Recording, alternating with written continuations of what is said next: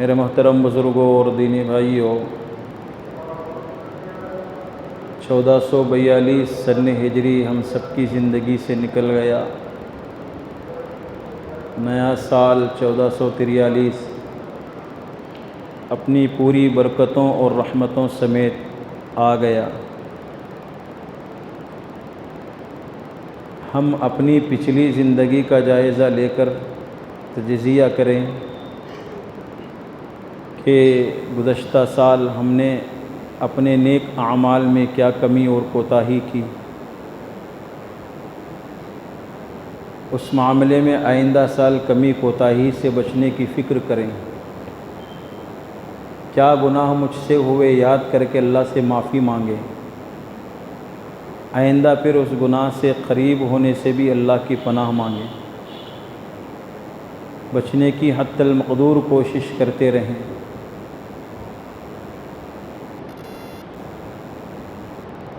بہت سے لوگوں کو محرم کے فضائل معلوم نہ ہونے کی وجہ سے ماہ محرم کو منحوس مہینہ سمجھتے ہیں۔ کوئی اچھا کام اس ماہ مبارک میں نہیں کرتے۔ شادی کرنا تو دور کی بات ہے، شادی کی بات بھی نہیں کرتے۔ جبکہ ایک روایت کے مطابق امی جان صفیہ رضی اللہ تعالیٰ عنہ کا نکاح اسی محرم کے مہینے میں رسول اللہ صلی اللہ علیہ وسلم نے کیا ہے۔ ام کلثوم رضی اللہ تعالیٰ عنہ کا نکاح عثمان غنی رضی اللہ تعالیٰ عنہ سے اسی ماہ مبارک میں ہوا ہے۔ ہجرت جیسا عظیم الشان عمل اللہ تعالیٰ کے حکم کے آنے کے بعد جو ہجرت نہیں کرے گا اس کے لیے قرآن میں ڈانٹ پلائی گئی۔ قرآن مجید کی آیت بتاتی ہے قُلْ إِنْ كَانَ آبَاؤُكُمْ وَأَبْنَاؤُكُمْ وَإِخْوَانُكُمْ وَأَزْوَاجُكُمْ وَعَشِيرَتُكُمْ وَأَمْوَالٌ اقْتَرَفْتُمُوهَا وَتِجَارَةٌ تَخْشَوْنَ كَسَادَهَا وَمَسَاكِنُ تَرْضَوْنَهَا أَحَبَّ إِلَيْكُم مِّنَ اللَّهِ وَرَسُولِهِ وَجِهَادٍ فِي سَبِيلِهِ فَتَرَبَّصُوا حَتَّى يَأْتِيَ اللَّهُ بِأَمْرِهِ وَاللَّهُ لَا يَهْدِي الْقَوْمَ الْفَاسِقِينَ۔ پارے 10 سورہ توبہ آیت نمبر 24 میں اللہ تعالیٰ ہجرت نہیں کرنے والوں کے واسطے سخت ڈانٹ پلائی ہے۔ یہ لوگ اگر ہجرت نہیں کرتے ہیں تو انتظار کریں اللہ تعالیٰ کے حکم کے آنے کا۔ بے حکمی کرنے والوں کو اللہ تعالیٰ ان کے مقصود تک نہیں پہنچاتا۔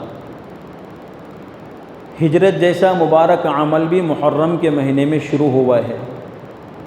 خدا نہ خواستہ محرم کے مہینے میں کوئی اچھا کام کرنا نہ ہوتا تو رسول اللہ صلی اللہ علیہ وسلم اپنے صحابہ کو محرم کے مہینے میں مکہ مکرمہ سے مدینہ منورہ کی طرف ہجرت کرنے کو کیوں فرماتے؟ آقا نامدار صلی اللہ علیہ وسلم نے فرمایا رمضان کے روزوں کے بعد اللہ کے مہینے محرم الحرام کا روزہ اللہ کو بہت محبوب ہے۔ رمضان کا روزہ فرض ہونے سے پہلے عاشوراء کا روزہ ہم پر فرض تھا۔ جیسے ہی رمضان کے روزے فرض ہو گئے تو عاشوراء کے روزے کی فرضیت ختم ہو گئی، لیکن فضیلت بدستور باقی ہے۔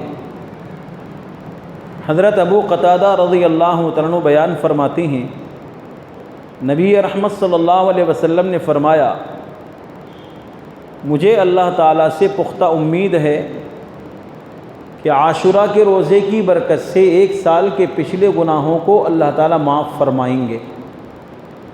لہذا ہمیں اس مہینے میں 2 کام کرنا ہے۔ ایک کام یہ کرنا ہے کہ عاشوراء کا روزہ رکھنا ہے۔ عاشوراء کے روزہ رکھنے میں بھی یہودیوں کی مخالفت کرنا ہے۔ سرکار دو عالم صلی اللہ علیہ وسلم نے فرمایا کہ تم عاشوراء کا روزہ رکھو، لیکن روزہ رکھنے میں یہودیوں کی مخالفت کرو۔ یہودی عاشوراء کا ایک روزہ رکھتے ہیں 10 تاریخ کا، لہذا تم 10 کے ساتھ 9 یا 11 کو ملا لو۔ تو ہمیں جمعرات اور جمعہ کا روزہ رکھنا ہے یا پھر جمعہ اور ہفتے کا روزہ رکھنا ہے؟ ایک کام یہ کرنا ہے۔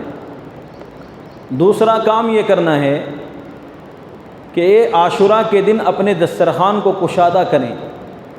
اہل و عیال کو اچھے سے اچھا کھلانے کی کوشش کریں، ایک دن کی ان کی خوب اکرام اور دعوت کریں۔ سرکار دو جہاں صلی اللہ علیہ وسلم نے فرمایا، آپ کے فرمان کا خلاصہ ہے، جو شخص عاشورہ کو اپنے اہل و عیال کا دسترخوان کشادہ کرے گا، اس کی برکت سے اللہ تعالیٰ 1 سال کی روزی میں وسعت عطا فرمائے گا۔ تو ایک دن جو اپنے اہل و عیال کو اچھا کھلائے گا، اس اچھا کھلانے کی برکت دنیا میں یہ ہوگی کہ اللہ تعالیٰ اس کے 1 سال کی روزی میں اضافہ فرمائیں گے۔ 2 کام ہم کو کرنا ہے، روزہ رکھنا ہے، اہل و عیال کو اچھے سے اچھا کھلانا ہے۔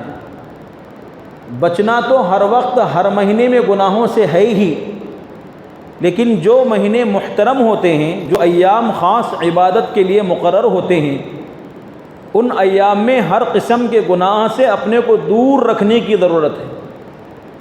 خاص ایام میں گناہ کرنا زیادہ وبال لاتا ہے، زیادہ ناراضگی کا سبب بنتا ہے، لہذا پوری طاعت کے ساتھ ہر طرح کی نافرمانی سے اہتمام سے بچے۔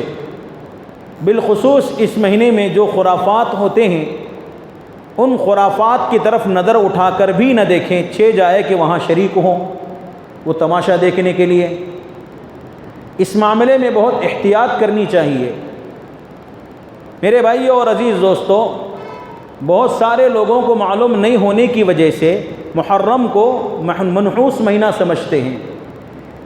جو شادی شدہ نیا جوڑا ہے، ساسو اماں اپنی بہو سے کہتی ہیں، بیٹا محرم کا مہینہ شروع ہو گیا ہے، چاند نظر آ گیا، اب تو امی کے گھر چلی جا، میرے بیٹے کی صورت مت دیکھنا۔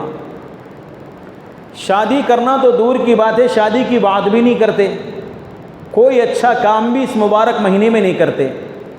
ذہن میں ہمارے یہ خیال ہے کہ محرم کا مہینہ بڑا منحوس ہے، اس میں کوئی اچھا کام نہیں کرنا چاہیے، لہذا اسی بنیاد پر کوئی اچھا کام محرم کے مہینے میں انجام نہیں دیتے۔ ابن حجر عسقلانی رحمۃ اللہ علیہ نے محرم کے فضائل میں بخاری شریف کی شرح میں حدیث نمبر 3934 کے ضمن میں فضائل اور مناقب بیان فرمائے ہیں۔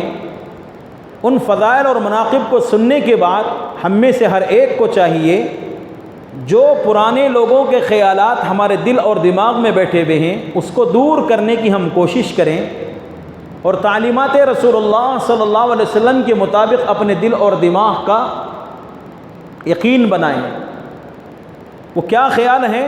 وہ تو خیال آپ کے سامنے ہیں کہ محرم کا مہینہ بڑا منحوس ہے، لیکن ابن حجر عسقلانی رحمۃ اللہ علیہ فرماتے ہیں، اللہ تعالیٰ نے آدم علیہ السلام کو جو بنایا محرم کی 10 تاریخ کو، اور ان کو جنت میں داخل فرمایا محرم کی 10 تاریخ کو، جنت سے نکالے گئے محرم کی 10 تاریخ کو، آدم علیہ السلام کی توبہ جو قبول ہوئی محرم کی 10 تاریخ کو، نوح علیہ السلام کی کشتی جودی پہاڑ پر لگی محرم کی 10 تاریخ کو، ابراہیم علیہ السلام کو نمرود کی آگ سے جو نجات ملی محرم کی 10 تاریخ کو، موسیٰ علیہ السلام کو فرعون اور اس کی ظالم قوم سے جو نجات ملی محرم کی 10 تاریخ کو، حضرت یعقوب علیہ السلام کو اللہ پاک نے یوسف علیہ السلام سے جو ملاقات کروائی محرم کی 10 تاریخ کو، یونس علیہ السلام کو مچھلی کے پیٹ سے جو نکالا گیا محرم کی 10 تاریخ کو،